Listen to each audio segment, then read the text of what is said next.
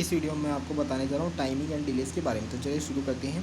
यह बहुत ही ऑब्वियस है कि जब भी हम स्टडी करते हैं टाइमिंग डायग्राम को, तो हर इंस्ट्रक्शन में रिक्वायर होता है एक निश्चित संख्या नंबर क्लॉक साइकिल्स की इसके एग्जीक्यूशन के लिए। इसलिए हर इंस्ट्रक्शंस में रिक्वायर होता है एक फिक्स्ड अमाउंट ऑफ टाइम, यानी कि multiplication of the number of clock cycle required होता है for the execution of instruction, और पीरियड ऑफ क्लॉक जहाँ पर जिसमें कि माइक्रो प्रोसेसर रनिंग हो रहा है। ड्यूरेशन रिक्वायर्ड होता है for execution of an instruction, और इसे यूज़ किया जा सकता है to derive the required delay. A sequence of instruction यदि एग्जीक्यूटेड होता है एक माइक्रो प्रोसेसर के द्वारा, तो यह रिक्वायर करता है एक टाइम ड्यूरेशन जो कि सम होता है of all the individual time durations required for execution of each instruction. यहाँ पर आपको यह बात नोट करनी चाहिए कि एक लूप प्रोग्राम में number of instructions in the program less हो सकते हैं, लेकिन number of instruction actually executed होते हैं बाय द माइक्रो प्रोसेसर, जो कि डिपेंड करते हैं on the loop count. Also सब रूटीन्स के केस में और इंटरप्ट सर्विस रूटीन्स में एक्चुअल नंबर ऑफ इंस्ट्रक्शन जो कि एग्जीक्यूटेड होते हैं बाय द माइक्रो प्रोसेसर वो डिपेंड करते हैं ऑन द प्रोसीजर और interrupt service routine length along with the main calling program. Procedure delays को जनरेट करने के लिए यूजिंग ए micro processor based system step wise describe किया जा सकता है निम्नलिखित स्टेप्स में। पहला स्टेप डिटरमाइन करना है एग्जैक्ट रिक्वायर्ड डिले को। सेकंड स्टेप में सेलेक्ट किया जाता है इंस्ट्रक्शंस डिले लूप के लिए।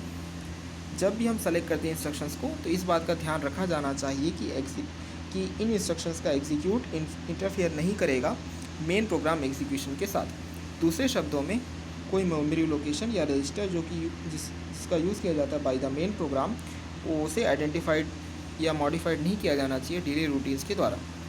इंस्ट्रक्शंस एग्जीक्यूट होता है डिले लूप के लिए, वो डमी इंस्ट्रक्शंस होते हैं इस सेंस में कि रिज़ल्ट इन इंस्ट्रक्शंस के यूजलेस होते हैं, लेकिन रिक्वायर्ड टाइम इनके एग्जीक्यूशन के लिए एक एलिमेंटल पार्ट होता है of the required delay. Third step find out किया जाता है नंबर ऑफ क्लॉक स्टेट्स जो कि रिक्वायर्ड होते हैं for execution of each of the selected delay loop instructions.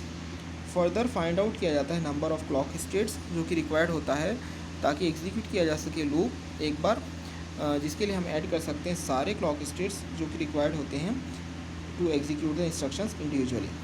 Find out किया जाता है पीरियड ऑफ क्लॉक फ्रीक्वेंटली जिसमें कि माइक्रो प्रोसेसर रनिंग है, यानी कि duration of a clock state T. Next step है फाइंड आउट किया जाए time required for execution of loop एक बार, जिसके लिए हम मल्टीप्लाई करते हैं पीरियड टी को with the number of clock states required to execute the delay loop once. Find out किया जाता है काउंट एन, जिसके हम डिवाइड करते हैं required time delay T D को by the duration of execution of the loop once N into T. इसमें count होता है count N equal required delay T D N into T. यहाँ पर आपको यह बात नोट करनी चाहिए कि यह पॉसिबल नहीं होता है to generate the exact time delays using this method, लेकिन डिलेस ऑब्टेन होता है यूजिंग दिस मेथड वो सफिशिएंटली एक्यूरेट होता है, जिसे यूज़ किया जा सकता है in most of the practical problems. जब मोर एक्यूरेट डिलेस रिक्वायर्ड होते हैं तो एक प्रोग्रामेबल टाइमर काउंटर चिप 8253 या 8254 का इस्तेमाल होता है। इस वीडियो में बस इतना है। इस वीडियो को लाइक करें, शेयर करें और हमारे चैनल को ज़रूर सब्सक्राइब करें। Thank you.